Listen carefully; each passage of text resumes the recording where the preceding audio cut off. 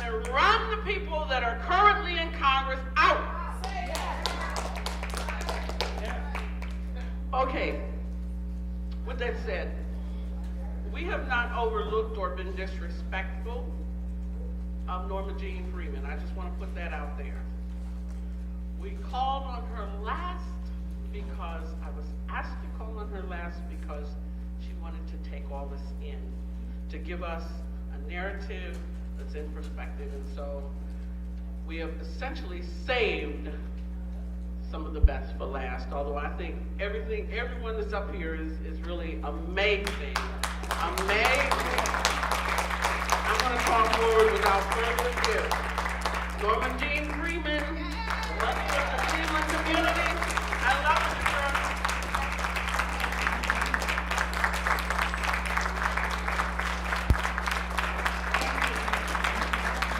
Sit down, please. I'm trying to be respectful of the time. I'd like to say to all of my co-panelists, it's an honor to be here with you. I was sitting there reflecting on when I used to be the youngest one on a panel.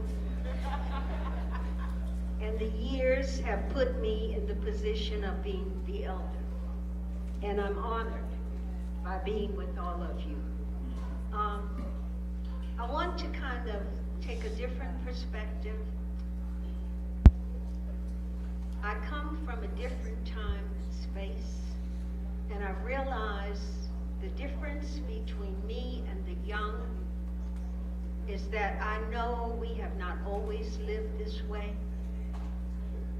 There was a time when we were much healthier than we are. We were not whole because those of us who are black, are part of an oppressed people, and oppression takes away your wholeness. And one of the ways it has damaged us and the larger community is the unnatural relationship that had to develop between the males and the females. I'm from a culture, for those of you who don't know this, who are younger, we were taught to be stronger than strong. I was taught that I could do whatever was needed to be done. I could take care of the house. I could take care of the job. I could take care of the babies. I could take care of the health needs. I could even raise the oppressor's children while I raised my own. So I never felt weak. When I came in the room, I automatically felt equal. I demanded that. I came from a family of women who were warriors. My mother did not take abuse from anyone, male or female. I remember as a child living on Union Avenue, a man was beating his wife in front of our house. And we were indoors. There were 6 children and my mother. My father had his own business, so he was not home. And my mother looked out and saw this man abusing this woman. We did not know him or her. My mother quietly went upstairs. This will give you the clue to Norma Jean, what kind of female I am. She went upstairs and she came down with the gun. And she walked out the door and she walked down to the sidewalk and she pointed the gun at the man. And she said, I'm going to give you to the count of 5 to take your hands off of her. Well, the man was he was amazed, first of all. He said, this is my wife. My mother said, I don't care who she is. I'm giving you to the count of 5. And mother started to count. And for those of you who know anything about astrology will appreciate this. My mother was an Aries. So she didn't play. If she threatened to do something, she followed through. So the kids, we were there, oh, Mama, come back in the house. So in effect, she looked at us and with her attitude said, I got this, don't worry. But the man the woman, and my mother said, do you want to come inside and call for help? The woman was sobbing. She said, yes, yes. She said, go on in the house. And my mother again pointed the gun at the man, and she said, I'm going to give you 5 minutes to start moving. What I'm saying is, we have bought in to a sense of being powerless. My husband has a saying from 40 years ago. The future belongs to the women and the children. And what he meant by that is that we live in a society and a world that has so polarized itself to the masculine principle that controls the whole universe. I'm not going to get too far out with it. But think in terms of the electromagnetic field. Everything in creation contains both. You got to have the spark, and you got to have the receiver of the spark. And I think you all understand what I'm saying. In order for anything to come into being. So if we want a new world and a better world, we've got to balance out and bring the feminine principle into play in how we do everything. It is wonderful to go to Congress, but I see too many women who take on the masculine principle in terms of how they do that role. That's a trick. We have to be very, very careful that the oppressed do not become the oppressor. When you take on the characteristics of the oppressor, then we could have all been out partying here today because we will have wasted our time. So we have to be very clear about that. The other thing I want to remind the women, especially the young women, I have 4 younger brothers, 3 male children. I never wanted male children. I wanted all girls. Kevin knows my children. They're beautiful. They're absolutely magnificent. But I say this, and I mean it from the bottom of my heart. There's not a day passed that I don't miss the daughter I never had. Because I have a very, very clear idea of how I would have raised her. Because the woman decides how things will go. When you really understand who you are, you just put it out there. If you want to be in my space, it's got to go like this. Because we are the ones who are supposed to lift up and hold up and demand that we live in a certain way. That is part of the feminine principle. And there's nothing lacking in that. It is just as strong, maybe stronger, than the masculine principle. I'm not quite sure. I'm still messing with that one in my head. And I've been studying this for at least 45 years. Wrote a whole curriculum on sexuality, trying to get to the nuts and bolts. And the woman, we have the babies. Don't forget that. If the men are mistreating us, we need to look at what are we doing in the nurturing of our children. Give you an example. I don't ask anybody to do what I haven't done, and that's probably why the Creator sent me 3 sons, because I had to put in practice what I'm preaching. I taught my sons, whatever you do, never ever disrespect the woman. And I'm going to be honest. I strive to be honest. I said particularly black women, because without us, we would not be. We held it together. When they lynched our brothers, put them in prison, chased them out of the house during the welfare era, some of the younger women don't know. In order to keep getting that check to feed the babies, the man had to leave. The daddy of the children. These were men who were frequently married to the women. They would come, he would have to hide under the bed, in the closet, on the fire escape. Just total dehumanization. Now, can you imagine what that did to the children watching daddy had to do that? And mother had to lie and step forward and take the flag and be both male and female. The young women need to know that. It is just recent in our history that we had the luxury of a nuclear family. Mama, Papa, and the children in one house. I grew up in a house, I didn't know what it was to just have Mama and Papa and the children and not some relatives. My families would take in people. If you were homeless, we wouldn't go to a meeting and talk about, oh, isn't it terrible, Genevieve is out on the street, but just move you in.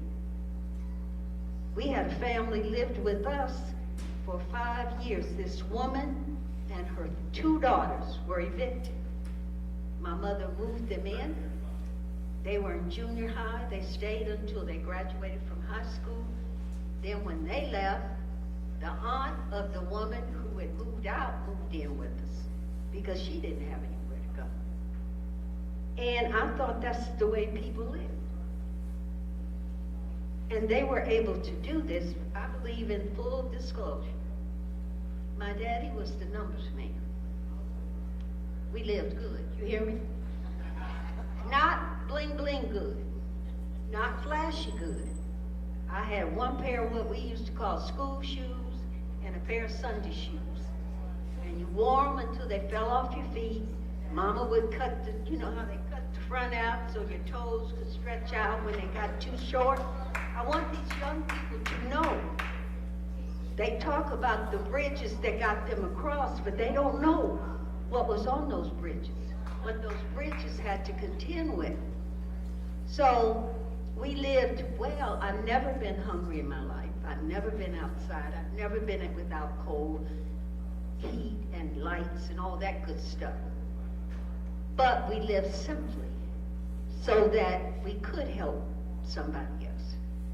And now we have people who make 10 times what my daddy made, even as the numbers man. And they can't help anybody because they spend every penny. Shakur was saying, why is this happening? Why? Because we have abandoned one another. We are a people. We're not just this family, that family, those women on Imperial. My best girlfriend at Audubon Junior High School lived in the apartment right on the corner of 123rd and Imperial. I used to go over there twice a week. Our world was so small, you know? So we have abandoned our people, not simply by moving away physically, but we moved emotionally. That's the kicker. You don't have to live next door to me in Glenville. You know, most people look at me and my husband and think they just community people. Because we keep it simple. We live in a way so we can help. But we got degrees. I was the president of a sorority. I mean, we know how, like, oh, that's cute. But that wasn't deep enough for us. That didn't give me no you know? That's not a meaning for us. So we decided we want to share our gifts with the least of our people. People in this room call themselves Christians, you know? And it blows my mind because one of the things Jesus said over and over again, do for the least of my brothers and sisters. If you love me, you know? And you come over where I live. My councilman is here. You know I love him, but you know I keep it real. This building we're in right now is in the same ward, am I right? Now you follow me home. You will think I lied. The difference is so vast. You know what I'm saying? And it's not because my neighbors don't care. Cardell Jones grew up right across the street from me. Everybody know Cardell. know why? First of all, not because he did something that's never been done before. He's in the history books automatically. Cardell Jones, single parent, 4 or 5 siblings, a sister who, like all of us, has some blemishes in her life, but she loves her babies. She worked 2 jobs.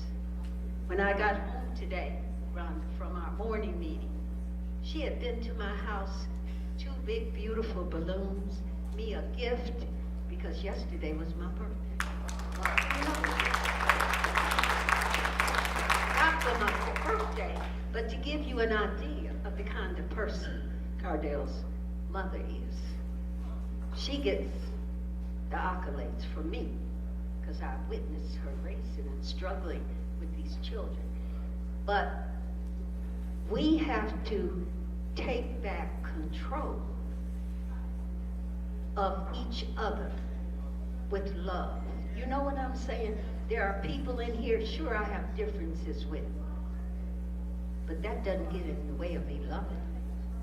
I have siblings I don't like particularly, because their way is not my way, but I love them profoundly, you know? And we are guilty of accepting what happens to other people in a way that if it happened to our own, we wouldn't be as blasé.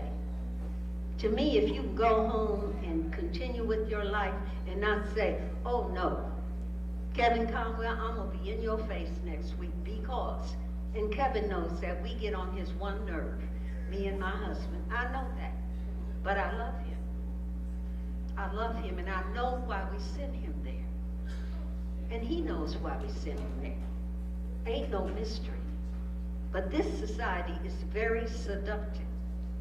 I worry about these beautiful people here. They don't know. This lady here, she may think I have forgotten what a magnificent teacher she was in the Cleveland schools. I'll never forget that. This lady here, I adopted her and said, in so many words, they're not going to get you. She knows what I mean. I don't even have to spell it out. But they have a tendency to skim the cream off the top of all oppressed people. And when I say oppressed, I mean poor whites too. Because if I was poor white, I would really be raised in hell.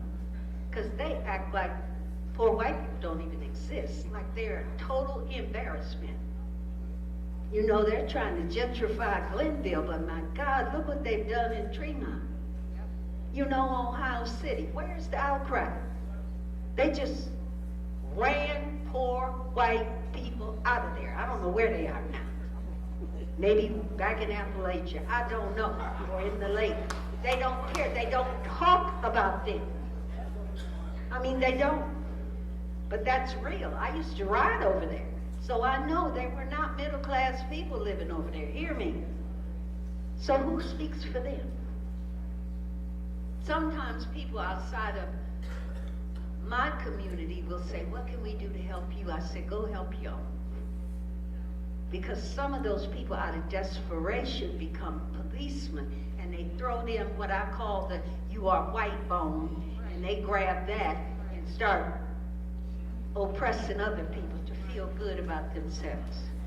Because if you in America and you white and you poor and you down and out and can't read, and, you know, you shouldn't be mad. But it's directed at the wrong people. So they keep us split. We should be allies, you know. These are things that I think women need to help focus the conversation on. This people kind of stuff, you know. That's what changes the world until the Muslims say, I've quoted the Christians, until the people change. I'm paraphrasing. The conditions under which they live will continue to be what they are. And I think that's on point. I think they are on point. I see my dear friend Genevieve is kind of jittery here, and I know I'm over time. But I want to primarily for the young. Just plant a few seeds and try to help you not get caught up in some trick bags. And for those of you who are education driven, don't let that get between you and your personal fulfillment and your relationship with your people. I think we all hear what I'm saying. Thank you.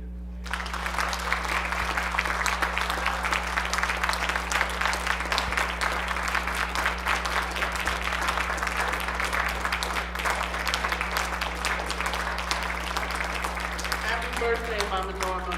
Happy birthday to you. God bless you. Whew. So much wisdom. Wisdom. And the audience, give yourselves a hand. You've been great.